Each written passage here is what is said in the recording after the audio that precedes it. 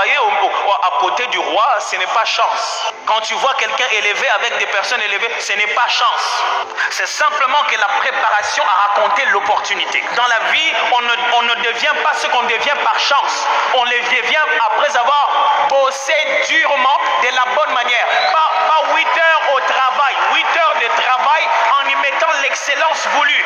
Je ne vous parle pas de travailler avec distinction, avec abnégation. On ne devient pas quelqu'un dans la vie à force de demander aux autres. Non, on devient quelqu'un dans la vie à force qu'on vient te demander les services que tu as pour rendre et pouvoir recevoir de cela de l'argent. Ne restez pas en vous disant un jour vous rencontrez quelqu'un. Non, écoute, on a besoin combien, maman a besoin de 1000. Ça n'existe pas. Ça, c'est le film d'Aladin. Il n'y a pas de génie dans la lampe. Il n'y en a pas, mes amis. Il n'y a que du potentiel à l'intérieur de toi si tu te mets à travailler sérieusement pour obtenir les résultats qu'il faut.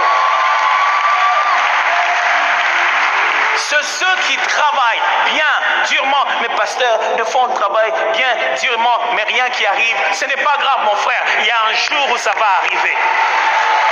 Oh oui, nous ne pouvons pas tous jouer dans un même match. Mais quand tu vois l'entraîneur te dire, lève-toi, commence à te réchauffer, c'est que bientôt ça va être ton tour. Vaut mieux pour toi venir là-bas avec vareuse, parce que tu sais que tu es dans les matchs et tu es juste en train d'attendre. Mais si tu es venu en habillé veste et cravate, c'est que tu n'es pas préparé pour le match. On ne devient pas qui on devient parce qu'on a touché au fétiche. Non, on ne devient pas qui on devient parce qu'on a rencontré un baron qui nous a fait des cadeaux. Non, sinon tout le monde serait le plus riche de ce monde. Sinon ce pays serait rempli de riches parce que des gens ont fait des cadeaux. Ils ont donné aux gens dans la rue, ils ont donné aux chègues. Sinon les chègues seraient des chefs d'entreprise. On ne devient pas comme ça parce que quelqu'un t'a fait des choses, c'est l'Okopamba. Il faut travailler.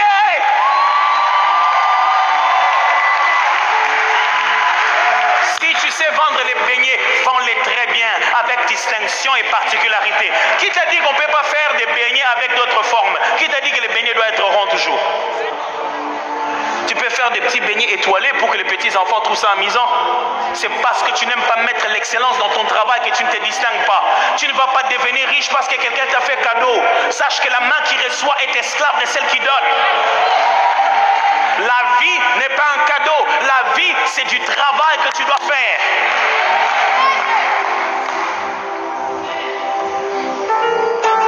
Proverbe chapitre 14, verset 23 dit pour finir: tout travail procure l'abondance, mais les paroles en l'air ne mènent qu'à la disette.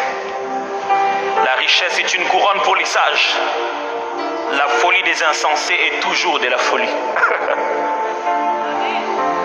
On n'a pas dit tout yaya, tout politicien en cours de route, tout musicien procure de l'abondance. Non, on a dit tout travail.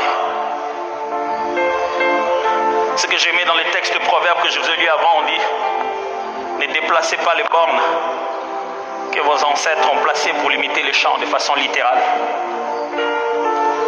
Mais de façon imagée, veut dire restez dans les sentiers que vos aïeux ont placés pour vous. C'est ce qui assure votre espace de travail. Je pensais que dans notre pays, on dirait: par les labeurs, nous bâtirons un pays plus beau qu'avant. C'est ce que nos ancêtres ont dit. On dirait que depuis un moment, on part le COP. Nous bâtirons un pays plus beau qu'avant. Par les rétrocommissions, nous bâtirons un pays plus beau qu'avant. Par les chancellots Kopamba, nous bâtirons. Est-ce que vous pensez que nous avons un pays plus beau qu'avant? Je pense qu'on a déplacé les bornes qui nous ont été laissées. C'était clair, par les labeurs, par le travail. Par le travail. Depuis 2011, je dirige une entreprise en stratégie de communication. C'était pas facile. Il y a des jours où on a fait un mois, on n'a eu aucun rond. Il fallait payer tout le monde. Mais je me souviendrai de ma joie où un jour, après avoir fait un service, j'ai été payé dans mon entreprise. Ma femme m'a fait rire, je dis: regarde l'argent qu'on m'a payé. Elle m'a dit: ah, maintenant on te paye. Ça produit maintenant. J'étais fatigué, épuisé. Mais j'étais content d'avoir dans mes poches de l'argent de mes efforts. Vous savez pourquoi vous ne faites rien avec ce qu'on vous a donné? C'est parce que vous n'avez pas sué pour ça. L'argent qu'on t'a donné pour le transport et le coca, tu ne bâtiras pas une maison avec.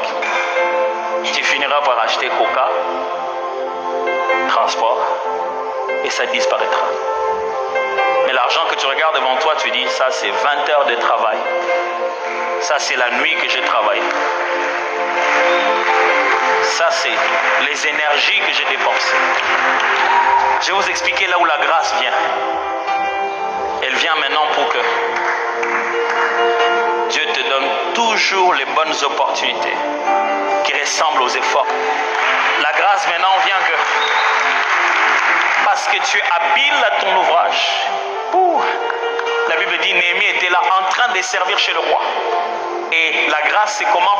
C'est quand le roi... Avez-vous quelque chose à dire à Dieu? Peut-être c'est au niveau de l'humilité, peut-être c'est au niveau de la sagesse, ou peut-être c'est juste au niveau de la parole, de la langue. Pouvons-nous parler? Prions ensemble. Dites quelque chose au Seigneur. Je ne sais pas ce que c'est, mais disons quelque chose à Dieu.